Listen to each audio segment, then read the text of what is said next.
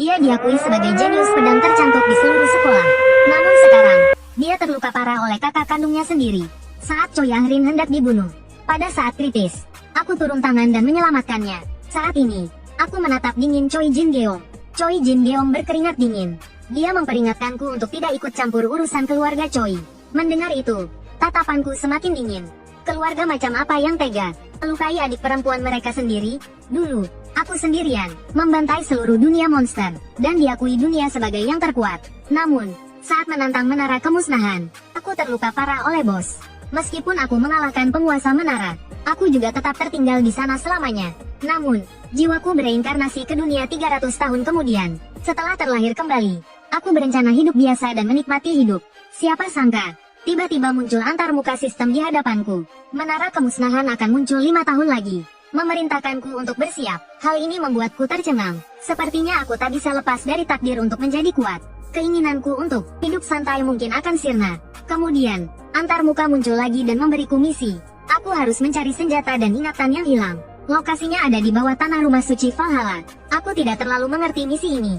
Tapi pertama-tama, aku harus pergi ke Valhalla untuk mencari petunjuk. Siang harinya, aku datang ke sekolah ini untuk mendaftar. Sebelum masuk, ada ujian pertarungan. Tak lama kemudian, giliranku bertarung. Lawanku adalah Ryu Soyeon, bintang dari salah satu dari 5 keluarga besar. Ada banyak media yang meliput siaran langsung pertarungan ini. Aku sama sekali tidak menganggapnya serius. Aku menguap dan menyuruhnya untuk menyerah saja. Celang, Ryu Soyeon menghunus pedangnya dan menyuruhku untuk tidak terlalu sombong. Aku mengedikkan bahuku dengan acuh tak acuh. Tatapan Ryu Soyeon menjadi dingin. Dia berpikir akan membuatku menderita sebentar lagi. Penguji di tribun melihatku santai dan merasa aku bukan orang biasa. Pertandingan dimulai. Ryu Soyeon langsung menghunus pedangnya dan menyerbu ke arahku. Melangkah maju, dia menggunakan jurus pamungkas keluarga Ryu. Tebasan cahaya biru. Pedangnya jatuh, dan tebasan energi pedang meletus. Saat tebasan itu hampir mengenai wajahku, aku menyeringai. Terdengar jeritan di arena. Para pemuji tercengang melihat pemandangan ini. 2 orang kru siaran langsung pucat pasi. Karena aku hanya menggunakan 1 tinju untuk membuat wanita itu pingsan. Aku jadi berkomentar dalam hati. Bagaimana bisa bintang masa kini selemah ini? 300 tahun yang lalu, orang biasa saja bisa mengalahkan bintang masa kini dengan mudah. Siang harinya, ujian ketiga dimulai. Karena aku mengalahkan bintang di ronde sebelumnya dalam sekejap, aku jadi sedikit terkenal. Banyak orang mulai mendukungku. Penguji mengalihkan pandangannya ke wajahku. Lawan kali ini adalah anak sulung keluarga Wo Se-hyuk. Menghadapi bintang ini, aku tetap tidak menganggapnya serius. Melihat sikapku, Wo Se-hyuk langsung sesumbar akan membuatku mati dengan mengenaskan. Aku tidak terpancing oleh provokasinya. Aku membalas sesumbarnya dengan acungan jari tengah. Wo Se-hyuk langsung murka. Perlu diketahui, dia adalah seorang jenius super. Dengan fisik dan bakat alami yang luar biasa, dia tidak perlu berusaha keras, karena terlahir dengan tubuh yang kuat. Saat itu, aku terus memprovokasi Wo Se-hyuk. Wo Se-hyuk mengepalkan tangannya karena marah. Dia bersumpah akan menghajar habis aku. Dengan cepat, dia langsung menyerbu ke arahku. Dalam hati aku tertawa. Dia benar-benar bodoh. Dengan fisikku saat ini, aku tidak bisa melawannya secara langsung. Jadi aku hanya bisa mengandalkan teknik untuk menang. Wo Se-hyuk meninju dengan suara menggelegar. Tapi aku menghindarinya dengan memiringkan kepala. Meskipun tinjunya kuat, kalau tidak kena, itu sia-sia. Aku mengangkat kaki dan menendangnya pelan. Tubuh Wo Se-hyuk langsung kehilangan keseimbangan. Saat dia jatuh, telapak tanganku menghantam perutnya. Pukulan keras mendarat di perut Wo Se-hyuk. Ini membuat Wo Se-hyuk langsung kehilangan kesadaran dan kemampuan bertarung. Dengan begitu, aku memenangkan pertarungan ini dengan mudah hanya dalam 3 gerakan. Meskipun tubuhku sangat lemah setelah terlahir kembali, mengalahkan orang seperti Wo Se-hyuk masih mudah bagiku. Adegan tadi disaksikan oleh semua orang di tribun penonton. Ada seorang kakek di antara penonton yang menyadari semua gerakan pertarungan tadi. Saat Wo Se-hyuk menyerangku, aku terlihat dengan mudah menghindari serangannya. Tetapi justru karena aku menghindar, Wo Se-hyuk kehilangan keseimbangan. Kakek itu merasa bakat bertarungku seperti monster. Lalu dia mengepalkan tangannya, bertekad untuk membawaku ke dalam keluarganya. Namun, banyak juga orang di sana yang melihat potensiku dan melaporkannya ke petinggi keluarga mereka. Sore harinya, dengan sedikit kesal, aku menghadapi pertarungan terakhirku. Karena pendukung lawanku semuanya adalah pria otaku yang terus-menerus bersorak untuknya. Aku langsung berkata, cepat mulai pertandingannya. Aku paling tidak tahan dengan pendukung sepertimu. Choi Yarin tidak banyak bicara lagi. Dia langsung mengambil posisi untuk menghunus pedang. Tapi aku menunggu cukup lama. Dia tidak bergerak. Suasana jadi agak canggung. Aku merasa sedikit jengkel. Apa dia mau aku yang menyerang duluan? Di sisi lain, Choi Yarin juga merasa bingung. Teknik tebasan pedangnya hanya bisa digunakan secara pasif. Kalau tidak, kekuatannya tidak akan maksimal. Aku tersenyum. Kalau begitu, biar aku yang menyerang duluan. Lalu aku melangkah perlahan ke arahnya. Saat jarak kami tinggal 30 cm, dia menggenggam erat gagang pedangnya. Saat energi dari pedangnya meledak, energi petir terus meningkat. Tatapan Choi Yarin berubah drastis. Ini adalah gerakan awal sebelum menyerang. Swoosh, pedangnya menebas. Tubuhku terbelah dua olehnya. Tapi sesaat kemudian, bayanganku menghilang. Hal ini membuat Choi Yarin tertegun. Suaraku terdengar pelan. Tatapanmu sudah menunjukkan di mana kau akan menyerang. Wajar saja aku bisa menghindar. Mendengar ucapanku, Choi Yarin gemetar ketakutan. Dia ketakutan dengan bakat bertarungku. Detik berikutnya, aku meninju perutnya, tanpa belas kasihan sedikit pun. Tubuh Choi Yarin terlempar mundur lebih dari 10 meter. Ia menangkis seranganku dengan pedangnya. Aku menatapnya tajam. Bakat gadis kecil ini lumayan juga. Saat itu, Choi Yarin menatap pedangnya dengan terkejut. Penggunaan kekuatan orang ini sungguh luar biasa. Celang, tinjuku mengenai pedang panjangnya. Dia masih bingung bagaimana aku bisa muncul di hadapannya. Karena tinjuku ini tidak memiliki daya serang. Aku hanya berkata dengan ringan, jika kau bisa menangkis serangan ini, aku akan langsung menyerah. 2. Aku menyalurkan setengah kekuatanku ke dalam tubuhnya. Gelombang kejut tercipta di belakangnya. Bruk, tubuh Choi Yarin jatuh tak berdaya. Aku sedikit bingung tadi. Tebasan Choi Yarin terlihat familiar. Tapi aku tidak bisa mengingatnya saat itu. Akhirnya, upacara penerimaan Valhalla. 9. Wo Se-hyuk. 10 besar telah diumumkan. 10. Kim Kwang-won. Kim Jo-hyuk. Peringkat pertama adalah namaku setelah reinkarnasi. Saat aku berjalan santai keluar sekolah, tiba-tiba 10 reporter mengerubungiku. Hal ini membuatku terdiam. Para reporter itu benar-benar menggila. Terus-menerus melemparkan pertanyaan padaku. Aku muak melihat wajah para reporter ini. Aku memaki mereka dan menyuruh mereka pergi. Keesokan harinya, Akademi Valhalla mengadakan upacara penerimaan. Kami berdiri di bawah panggung, mendengarkan pidato guru yang berapi-api. Aku menguap karena bosan. Saat ini aku hanya ingin segera mengetahui informasi dari jendela semalam. Di sana tertulis, pergilah ke Valhalla, ruang tata suci untuk mencari senjata dan ingatan. Tapi itu tidak masalah, aku hanya perlu menemukannya dan kabur.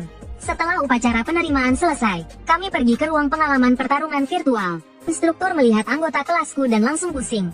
Yang terdepan adalah Yo So-yeon dari keluarga Yo Chun, dan Choi Yarin dari keluarga Choi Jin. Si bongsor di tengah adalah Wo Se-hyuk dari keluarga Wo Seon. Memikirkan hal ini, instruktur merasa semakin tertekan. Mengapa 3 dari 5 keturunan keluarga besar harus berada di kelas ini? Lalu ia melirik ke arahku. Hal ini membuatnya semakin tidak tahan. Instruktur berkeringat dingin. Tahun ini benar-benar kacau. Murid-murid ini sangat sulit diatur. Namun, instruktur segera menenangkan diri dan memutuskan untuk memberi kami pelajaran pertama. Setelah perkenalan singkat, ia langsung menekan tombol dan memulai pelajaran pertama. Tiba-tiba, kami muncul di luar ruangan. Segerombolan goblin kecil langsung mengepung kami. Sebelum para siswa sempat bereaksi, mereka sudah dikepung oleh para goblin. Tiba-tiba muncul perisai energi yang menghalangi semua goblin. Instruktur tersenyum licik. Semua ini jelas merupakan rencananya. Selanjutnya, dia berencana menggunakan aku, siswa baru peringkat pertama, sebagai contoh. Instruktur menunjuk ke arah goblin kecil di belakangnya dan bertanya, bisakah kau mengalahkan mereka sendirian? Aku mengerutkan kening, dan balik bertanya, apakah aku harus melakukannya sekarang? Instruktur menatapku dengan bangga, karena sebagian besar siswa belum pernah melihat monster. Reaksi pertama mereka pasti takut. Namun, aku tiba-tiba menyeringai. Sampah seperti ini bukan apa-apa bagiku, pikirku. Melihat ini, instruktur langsung marah. Dia tidak menyangka aku berani menyeringai. Lalu dia berkata, kau tersenyum. Berarti kau bisa mengalahkan mereka sendirian, kan? Tentu saja, kataku. Melihatku masih berani bersikap sombong, instruktur langsung menyuruhku maju. Aku tahu dia sengaja mempersulitku, jadi aku meminta imbalan. Instruktur terdiam. Setelah beberapa saat, dia berkata jika aku bisa mengalahkan semua monster, dia akan memenuhi satu permintaanku. Selama itu dalam batas wewenangnya. Meskipun terasa kurang, aku setuju. Melihatnya masih bertele-tele, aku langsung maju dan meminta pedang. Dengan pasrah, instruktur melepaskan pedangnya. Setelah mendapatkan pedang, aku sendirian, berdiri di bukaan perisai energi. Di bawah tatapan tegang dan khawatir semua orang, aku langsung menebas. Beberapa goblin kecil langsung tewas. Selanjutnya, dengan satu tebasan horizontal, aku membunuh 4 goblin lagi. Melihat goblin-goblin yang berkerumun di belakangku, aku membalikkan badan dan menusukkan pedang ke leher goblin. Untukku yang baru pertama kali menggunakan pedang setelah 300 tahun, rasanya lumayan bagus. Dulu, saat pertama kali melawan monster, Aku hanya bisa menggunakan apa saja yang ada di sekitar sebagai senjata. Bagaimanapun, pedang ini jauh lebih mudah digunakan daripada senjata-senjata itu. Tiba-tiba aku merasakan aura membunuh di belakangku dan menoleh. Ternyata itu adalah goblin raksasa. Dengan cepat aku menghindar dari serangan goblin itu. Aku tersenyum kecil. Monster seperti ini memang gerakannya monoton, pikirku. Buk, aku menebaskan pedangku ke wajahnya. Para siswa tercengang melihat pertunjukanku. Instruktur tidak percaya, padahal yang diberikannya hanyalah pedang besi murahan. Dan aku tidak menggunakan sihir atau teknik pedang yang cepat, tetapi tetap bisa membunuh monster dengan mudah. Setelah diperhatikan lebih seksama, gerakan lambanku itu sepertinya sengaja memancing monster. Melihat itu, Liu Xuyan mengerutkan keningnya, meraih erat lengan si Bao. Usianya juga tak bisa berdiri tegak. Ia berpikir jika ia yang pergi, belum tentu ia bisa kembali hidup-hidup. Sementara itu, wajah Yalin memerah, memandangku dengan kagum. Setelah 2,5 menit berlalu, semua goblin kecil itu telah roboh di bawah pedangku. Aku berbalik dan bertanya dengan nada menantang kepada instruktur. Anda akan menepati janji, kan? Instruktur itu tak bisa berkutik, hanya bisa menepati janjinya. Selanjutnya, instruktur memberikan pelajaran teori sepanjang hari. Tapi itu tidak berguna bagiku. Aku harus segera memulai latihan bela diri yang sesungguhnya. Lagi pula, tubuh ini terlalu lemah. Saat sedang berjalan, tiba-tiba seseorang memanggilku. Saat menoleh, ternyata itu Yalin. Karena dia diam saja, aku bertanya, ada apa? Tiba-tiba sekali, Yalin dengan terbata-bata mengatakan bahwa dia ingin aku mengajarinya ilmu pedang. Aku tercengang, bukankah gadis ini spesialis pedang? Yalin kembali berkata, ilmu pedang yang kau gunakan tadi pagi. Tolong ajari aku ilmu pedang itu. Dengan kesal, aku menggaruk telingaku dan menolaknya. Yalin bertanya dengan tidak rela. Kenapa? Aku menjawab, tidak ada kenapa-kenapa. Aku hanya tidak mau mengajarimu. Kalau tidak ada urusan lain, aku pergi dulu. Namun, dia tetap ngotot dan berkata, kumohon, ajari aku ilmu pedang itu. Aku benar-benar bingung. Gadis ini tidak akan menyerah sampai tujuannya tercapai. Lalu aku menunjuknya dan berkata agar dia tidak menggangguku lagi. Aku juga tidak berniat mengajarinya di masa depan. Pergi sana. Lalu aku memasukkan kedua tanganku ke dalam saku dan berbalik pergi dengan gaya. Keesokan harinya, aku datang ke kelas lebih awal. Memikirkan tubuhku yang lemah ini, aku menjadi kesal. Jangankan berlatih bela diri, aku bahkan tidak punya sedikit pun mana. Tinjuku mengepal kuat. Untungnya, untuk masalah mana, aku sudah menemukan solusinya. Selanjutnya, aku harus mempersiapkan diri dengan baik untuk itu. Tiba-tiba, sesosok berdiri di hadapanku.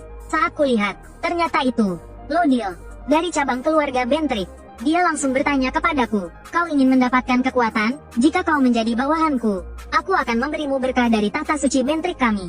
Mendengar itu, aku hanya berkata dengan datar, si idiot ini bicara apa sih? Mata Lodil melotot, tidak percaya ada orang yang berani berbicara seperti itu kepadanya. Pelayan di sampingnya juga ketakutan dan berkeringat dingin, memandangku dengan tidak percaya. Lodil sepertinya ingin memastikan lagi, dan bertanya apa yang kubicarakan tadi.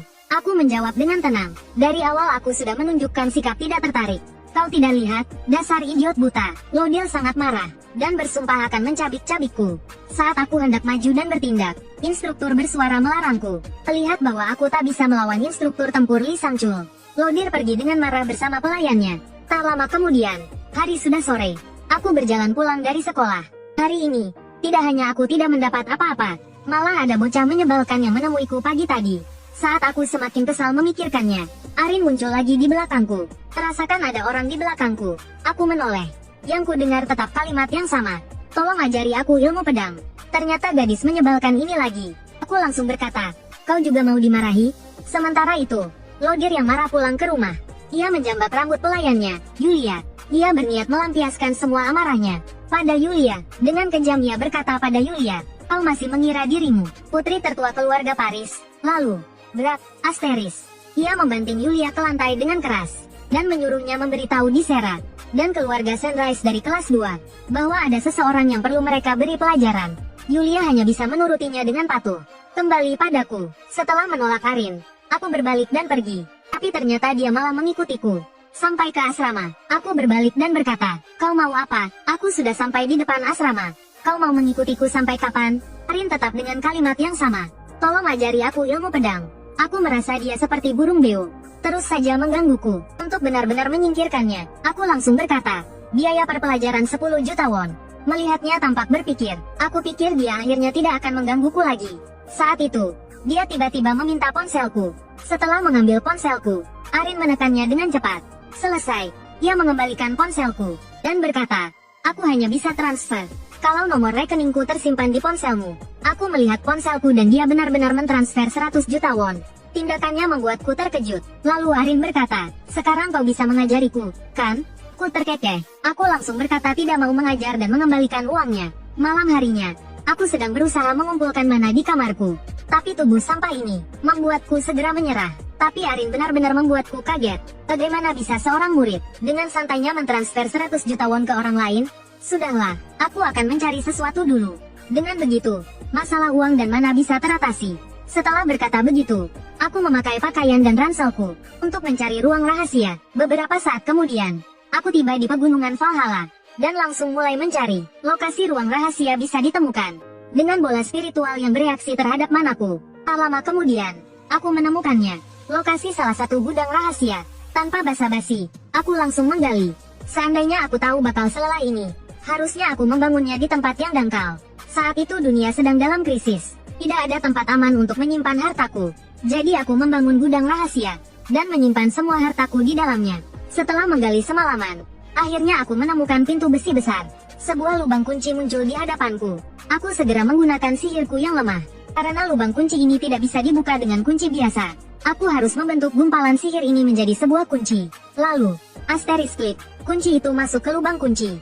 Setelah pintu terbuka, aku langsung melompat masuk. Emas dan perak berkilauan di depanku. Mulai sekarang, aku tidak perlu khawatir soal uang lagi. Dan batu penyimpanan ini juga bisa menyelesaikan masalah sihirku. Dulu, untuk mempertahankan gudang rahasia ini, aku sengaja menyimpan sihir di sini. Tak kusangka akan kugunakan suatu hari nanti. Saat aku mengambilnya, sihir di dalam batu penyimpanan mengalir deras ke dalam tubuhku. Aku memutuskan untuk mengambil batu penyimpanan ini dulu. Batangan emas yang berat akan kuambil nanti. Keesokan paginya, saat tiba di sekolah, badanku terasa pegal dan lelah. Aku bersumpah lain kali akan membangun gudang rahasia di tempat yang dangkal. Hanya menggali sekali saja, ototku sudah pegal begini. Tiba-tiba Yalin berjongkok di samping mejaku. Aku terkejut dengan tindakannya yang tiba-tiba. Tanpa basa-basi, Yalin berkata, kalimat yang sama, ajari aku ilmu pedang. Sambil memijat bahuku, aku berkata, kau tidak lelah, ya? Ngomong-ngomong, keluarga Choi Jin dari 5 keluarga anjing terkenal dengan ilmu pedang mereka. Aku langsung bertanya padanya, kenapa tidak belajar saja dari keluargamu? Yalin bersikeras harus belajar dariku, karena dia belum pernah melihat orang yang lebih hebat dariku. Aku bertanya dengan bingung, lalu bagaimana dengan ayahmu? Bukankah dia kepala keluarga Choi Jin? Seharusnya dia lebih mahir menggunakan pedang daripada aku. Saat Yalin hendak mengatakan sesuatu, instruktur muncul dan memintaku ke kantornya. Ada apa memanggilku ke kantor? Tanyaku. Instruktur berkata, soal permintaanmu yang lalu. Kau tidak ingin mendengarnya? Mendengar itu, aku langsung berdiri. Tentu saja aku ingin mendengarnya. Lalu aku berjalan pergi dengan tangan di saku. Yalin menundukkan kepalanya dengan kecewa. Terpikir dia gagal lagi. Saat itu, suaraku terdengar. Besok pagi, jam 6, tunggu aku di lapangan latihan. Yalin tertegun, mengira dia salah dengar. Terlihat dia tidak bereaksi. Aku menoleh dan bertanya, kau tidak mau? Yalin segera menggelengkan kepalanya dengan kuat, dan berjanji akan datang besok pagi. Lalu aku mengikuti instruktur ke kantornya. Ternyata, aku dipanggil karena permintaanku untuk masuk ke rumah tahta suci telah disetujui. Permintaan itu telah disetujui oleh atasan, tapi aku hanya diizinkan masuk ke lantai dasar. Aku bertanya dengan penasaran, hanya sampai lantai dasar? Instruktur bersikeras, lantai bawah tanah kedua dilarang dimasuki. Aku langsung setuju, dan berjanji untuk masuk malam ini. Setelah aku pergi, instruktur berkata dengan malu, tak disangka, kukira anak ini akan langsung marah. Tapi dia menerimanya begitu saja. Malamnya, aku mengikuti instruktur ke rumah tahta suci. Terlihat dikelilingi berbagai lingkaran sihir. Selain pintu masuk, semuanya tersegel rapat. Sebelum masuk, aku bertanya pada instruktur, apa yang akan terjadi jika aku masuk ke lantai 2? Instruktur menjawab, Valhalla akan meminta pertanggungjawabanmu. Kau akan dikeluarkan, dan sebelum dikeluarkan, kau akan mengalami gangguan jiwa. Lantai bawah tanah kedua rumah tahta suci dipenuhi sihir tahta suci. Sedikit saja kontak akan menyebabkan gangguan jiwa. Begitu dia selesai bicara, pintu terbuka. Aku segera bersiap masuk. Instruktur mengingatkan aku hanya punya waktu setengah jam. Setelah memasuki rumah tahta suci, jendela sistem muncul lagi. Aku tidak peduli apakah aku dikeluarkan atau tidak. Dari awal, aku datang ke Valhalla. Untuk ini, sesampainya di lantai bawah tanah pertama, sistem menampilkan pesan, persyaratan terpenuhi, akan dipindahkan ke ruangan. Sebelum aku sempat bereaksi, tubuhku mulai berpindah. Saat membuka mata lagi, Aku mendengar suara yang familiar. Ternyata itu Balce, yang mati bersamaku 300 tahun yang lalu. Balce berkata dengan santai, bertemu lagi setelah 300 tahun rasanya menyenangkan. Belum selesai dia bicara, aku meninju wajahnya. Aku berkata dengan marah, aku ingin balas dendam padamu. Lalu aku memukulnya lagi. Kau tidak akan keluar dari sini hidup-hidup. Balce memintaku untuk tenang. Dia ingin bicara. Tinjuku terus mendarat di wajahnya. Bicara setelah aku selesai memukulmu. Kau merusak rencana kesenanganku. Brengsek, Balce berteriak. Tunggu, tidakkah kau penasaran di mana ini? Aku berhenti memukuli Balce. Aku melihat sekeliling, dan tidak menemukan apa-apa. Balce membersihkan debu dari tubuhnya dan berkata, ini adalah dunia imajiner. Lebih tepatnya, ini adalah ruang di dalam relik suci.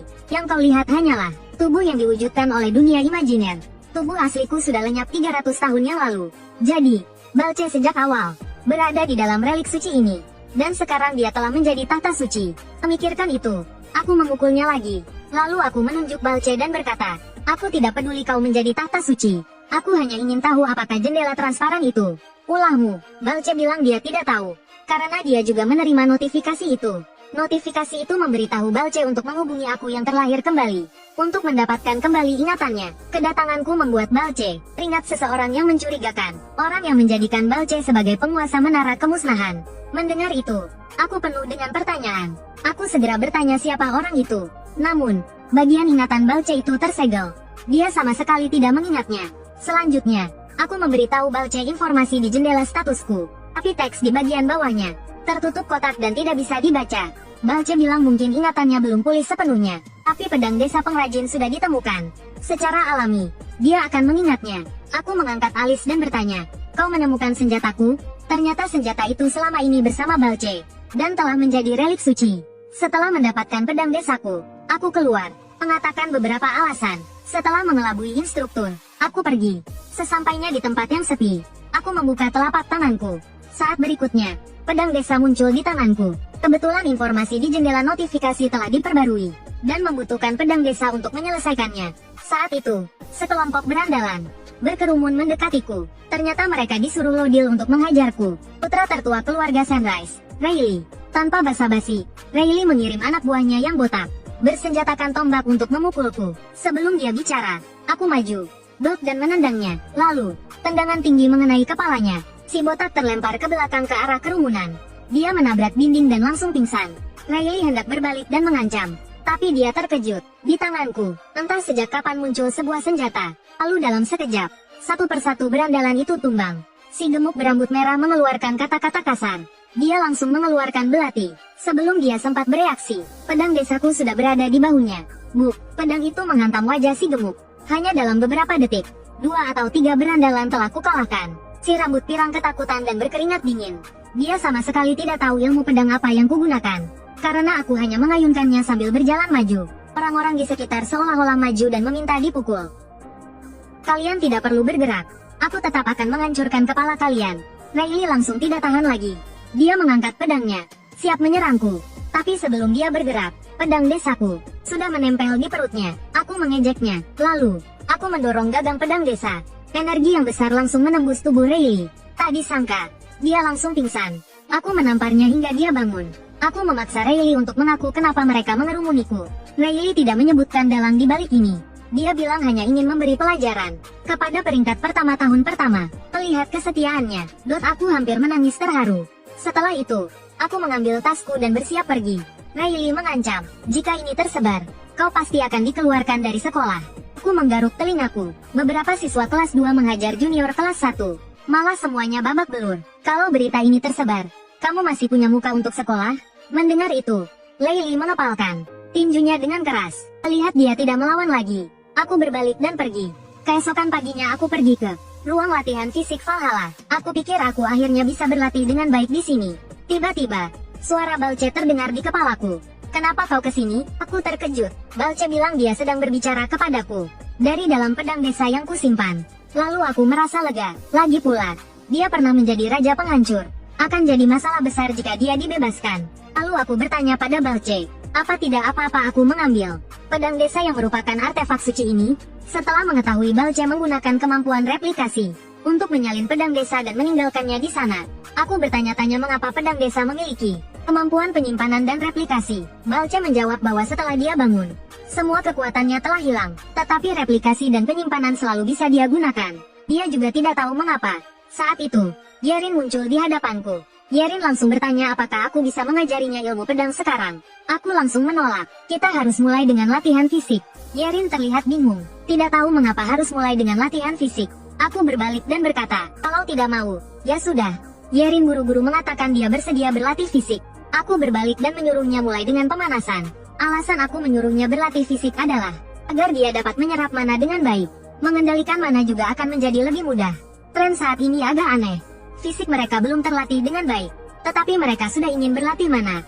Yerin juga sama, jumlah mananya memang banyak, tetapi fisiknya hanya setara dengan siswa pengguna pedang. Setelah pemanasan selesai, selanjutnya adalah latihan yang sebenarnya. Harus kuakui, kondisi fisik Yerin benar-benar buruk. Dia baru melakukan beberapa set latihan dan sudah terbaring lelah di lantai, terengah-engah. Aku berteriak, jangan tiduran, bangun dan terus lari sejauh 20 km dengan sekuat tenaga. Mendengar itu, Yerin langsung ketakutan. Setelah latihan pagi, aku merasa cukup baik. Tubuh ini semakin kuat dengan latihan. Sebaliknya, Yerin duduk di sana dengan tatapan kosong. Saat ini, dia hanya merasakan nyeri otot di seluruh tubuhnya. Selanjutnya, instruktur Lilia mengumumkan bahwa hari ini akan ada tes kecil. Dia ingin menguji sejauh mana pemahaman semua orang tentang strategi melawan monster. Tes ini terutama dalam bentuk ujian tertulis. Semua orang dengan serius mengisi jawaban di lembar ujian. Hanya aku yang terlihat santai melihat lembar ujian di depanku. Waktu ujian segera berakhir. Instruktur meminta semua orang mengumpulkan lembar ujian ke depan secara berurutan. Nilai tes ini tidak akan dimasukkan ke dalam nilai akhir, tapi instruktur akan menggunakannya sebagai referensi kemampuan untuk pelajaran berikutnya. Sebelum pergi, instruktur memberitahu semua orang bahwa pelajaran berikutnya akan menjadi kelas pengalaman pertarungan virtual yang sesungguhnya. Setelah kembali ke kantor, instruktur langsung memeriksa kertas ujian siswa dengan tergesa-gesa. Saat dia melihat jawaban yang kutulis, dia langsung marah besar. Dia berpikir, beraninya anak ini menulis jawaban seperti ini. Guru di sebelahnya melirik dan bertanya-tanya mengapa dia begitu marah. Lalu dia berlari mendekat dan bertanya, apakah dia sedang memeriksa pekerjaan rumah kelas mereka. Dengan kesal, guru itu berkata, oh, ternyata ini siswa dari kelasmu. Dia memegang kertas ujianku dan bersumpah untuk memberiku pelajaran di kelas berikutnya.